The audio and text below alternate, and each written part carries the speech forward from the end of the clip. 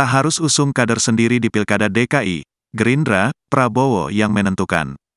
Wakil Ketua Umum Partai Gerindra, Habibur Rahman mengatakan, pihaknya tak mengharuskan mengusung kader sendiri untuk maju sebagai calon gubernur, cagup, dalam Pilkada DKI Jakarta 2024.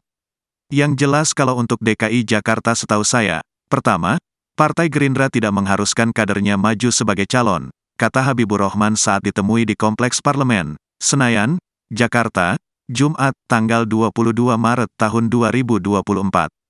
Habibur Rahman menuturkan, Gerindra siap mendukung kader partai politik, parpol, pendukung Prabowo Subianto, Gibran Raka Buming Raka.